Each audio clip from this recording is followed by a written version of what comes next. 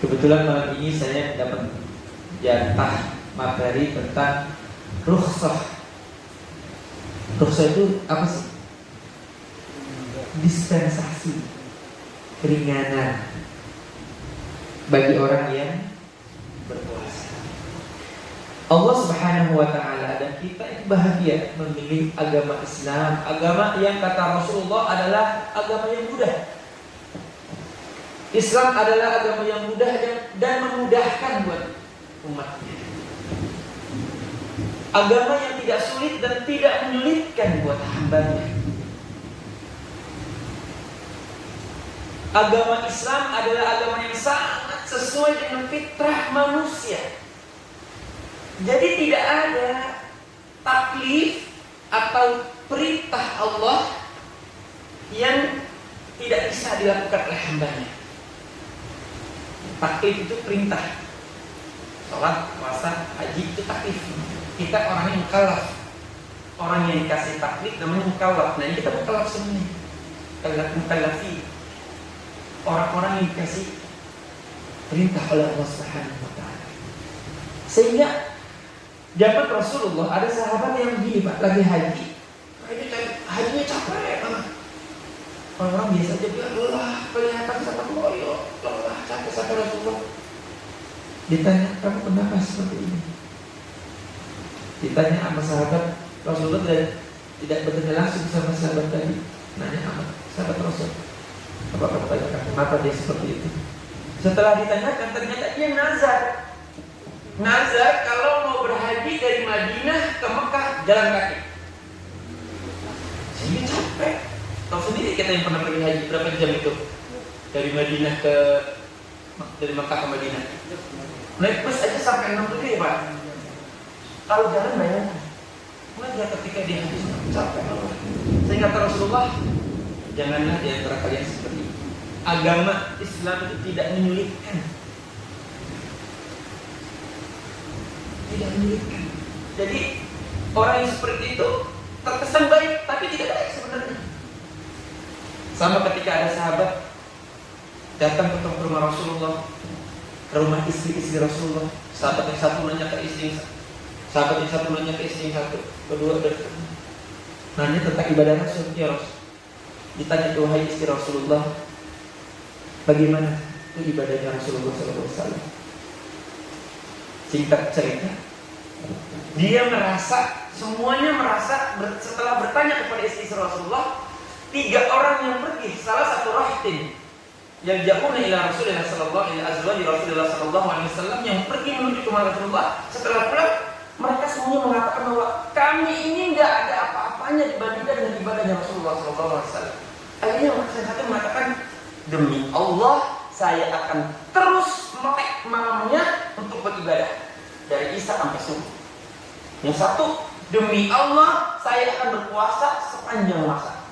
Tidak ada iftar, tidak ada seling, tidak puasa. Semua ada puasa. Yang satu lagi, demi Allah ini lam atazawwaj abadan. Saya tidak akan kawin selamanya. Mereka itu ingin ibadah tetapi menghilangkan hak-haknya. Sampai kedengaran Rasulullah telinganya dipanggil ke mereka. Kamu yang kaza yang begini, betul ya Rasulullah? Apa kata Rasulullah? Demi Allah, aku adalah orang yang paling bertakwa di antara kalian. Tetapi aku tidur. Aku suka sholat. Aku juga puasa, tapi aku juga tidak berpuasa kadang-kadang. Yang sunnah ya. Aku juga menikahi wanita-wanita. Sampai turun hadis itu, man raghiba an sunnati falaisa minni. Siapa yang enggak suka dengan sunnahku, maka bukanlah hamba. Sampai begitu Pak. Berhubungan dengan rukhsah itu yang dengan berpuasa, artinya hari ini kita akan membahas siapa-siapa saja orang yang diberi keringanan untuk berbuka. Betul? Ada 9. Nah ini tadi itu perandunya, bukaannya Pak. Jadi intinya Islam itu tidak menyulitkan hambanya, tidak menyusahkan hambanya. Bagaimana dengan hubungan puasa? Bagaimana hubungannya dengan berpuasa? Islam mengajarkan ada 9 orang yang dikasih rukhsah sama Allah Subhanahu wa ta'ala. Bagaimana cara ngapalnya? Ini mudah-mudahan pulang hafal langsung. Gampang Pak. Pertama, anak kecil dengan orang gila. Nah ini sengaja saya mepet ini. Anak kecil dengan orang gila. Ini kenapa anak kecil? Bukan artinya anak kecil gila, bukan. Artinya dari segi akal tuh belum, anak kecil dari segi akal belum gitu apa? Sempurna. Betul nggak? Orang gila akalnya nggak sempurna. Makanya biar gampang ngapalnya. Anak kecil dengan orang gila yang satu dan kedua. Yang ketiga dan keempat, orang sakit dan orang tua. Tua banget, bertua banget. Gampang tuh ya. Kenapa saya dekatkan antara orang sakit dengan orang tua ini? Karena kan biasanya yang suka sakit itu orang tua atau betul nggak? Asamnya pada urat pada asamnya. Bagi yang itu sebagian biasa itu mudah-mudahan semuanya sehat semuanya. Yang ketiga tadi siapa? Orang tua dan sakit dan orang tua. Yang keempat dan kelima orang haid dan orang nifas. Dan 6 itu ya? Haid dan nifas. 7 dan 8 orang hamil dan menyusui. Itu gampang tuh. Yang terakhir 9 musafir. Gampang. Coba. Pertama tadi siapa? Anak kecil dan orang gila. Yang kedua, orang sakit dan orang tua. Yang keempat kelima, orang haid dan nifas. Ketujuh ke 8, wah cerdas, berhasil saya ini. Orang hamil dan menyusui. Yang 9, nah udah apa tuh ya? Kenapa anak kecil itu tidak wajib berpuasa? Anak kecil yang belum balik itu belum mukallaf. Bagaimana Ustaz ciri-cirinya? Biasanya kalau anak laki-laki itu cirinya adalah mengeluarkan sperma. Apakah disebabkan oleh mimpi atau lainnya? Biasanya umur 9 tahun biasanya. Kalau perempuan Ustaz, kalau perempuan itu biasanya apa? Keluar sperma atau haid. Anak perempuan biasanya haid umur berapa? Paling lambat 19 tahun. 15 tahun. Paling lambat itu. Tapi anak sekarang kadang-kadang 11, 12 sudah haid. Udah itu lagi. Terus apakah anak kecil itu yang umur anak kita itu tidak wajib bisa? Mereka belum wajib, tapi kita wajib mendidik mereka untuk puasa. Contoh anak kita yang umur 7 tahun, 8 tahun, itu wajib kita didik. Yang 6 tahun kita didik. Kamu puasa nak. Kamu buka jam 10 juga nggak apa-apa. Mendidik. Kewajiban orang tua adalah mendidik. Anak kita belum wajib, tapi kewajiban kita sebagai orang tua mendidik. Karena anak yang tidak biasa untuk berpuasa susah kalau udah besar Pak mendidiknya. Susah banget Pak. Di kampung saya aja udah gede banget. Padahal emang dagang nungguin dagangan aja nggak puasa. Karena nggak terbiasa dari masjid. Tugas kita adalah mereka rukhsah, mereka dapat keringanan dari Allah untuk berpuasa. Tetapi kewajiban kita sebagai orang tua harus apa? Mendidik. Sudah paham ya? Anak kecil dapat rukhsah. Yang kedua siapa tadi? Orang gila. Orang gila mendapat rukhsah. Jadi kalau dia dari seandainya dari masih kecil sampai tua dia gila, surga dia. Dia juga nggak mau gila, betul nggak? Kenapa? Dia ghair mukallaf. Orang yang tidak dibebani dengan taklif Allah Subhanahu wa taala. Kenapa kena gila? Sehingga orang gila itu karena tidak ada akal, karena nggak ada akalnya, tidak diwajibkan berpuasa. Mudah-mudahan di antara kita nggak ada yang mau jadi orang gila nih, walaupun nggak pengen puasa juga. Saya takut ya sama dengan gila aja dah. Puasa berat banget. Misalnya. Tapi insya Allah nggak ada. Maksudnya ingin gila. Jadi orang gila itu dapat rukhsah Pak, tidak berpuasa. Rufi al-qalam an salat yang lain al-misnun. Jadi orang gila itu diangkat kawan kepada Allah Subhanahu wa taala. Yang ketiga adalah orang tua sakit dan orang tua. Orang sakit dulu sekarang kita bahas. Orang sakit itu bagaimana Pak Ustaz? Orang sakit itu yang pertama, yang kalau kata dokter bilang, kamu lebih baiknya puasa ya. Karena saat yang tahu penyakit kamu, hendaknya kamu nggak usah puasa dulu. Khawatir nanti sakit kamu. Nah, itu boleh tidak berpuasa. Atau diri kita sendiri. Sekalipun dokter yang mengatakan itu, kita merasakan ya Allah kalau seandainya saya puasa, saya sakit, saya semakin lemah, penyakit saya sepertinya semakin bertambah. Di situ kita boleh untuk tidak berpuasa. Kalau anak kecil harus qada atau bayar fidyah enggak Ustaz? Enggak. Kalau orang gila harus bayar qada orang gila enggak Ustaz? Enggak. Orang gila tidak. Tapi kalau orang sakit, kalau masih bisa dia sakitnya, misalnya pas beberapa setelah hari raya dia sehat, wajib apa? Qada. Wajib qada. Kadang-kadang kan jangan sakitnya begini Pak, hanya cuma sakit pilek doang nggak puasa nih, jangan karena kira-kira sakit yang kalau dia paksakan terus berpuasa akan menyebabkan kelemahan pribadinya dan membuat dirinya tambah sakit, tambah lemah, tambah sakit, bahkan bisa menyebabkan kematian. Dan ini harus buka kata Rasulullah SAW, kita harus buka dan dipaksakan. Karena ad-dinu yusrun, agama itu mudah. Agama tidak pernah menyulitkan hamba dan umatnya. Orang tua bagaimana? Orang tua itu pastikan kita ngomong apa adanya. Kadang-kadang orang tua gini Pak, yang soleh banget ya orang tua nih. Dia takut kalau mati dalam keadaan posisi nggak puasa, sehingga dia harus puasa. Padahal dia udah tua banget, udah rentak, udah nggak kuat banget dah. Nah kita harus bijak.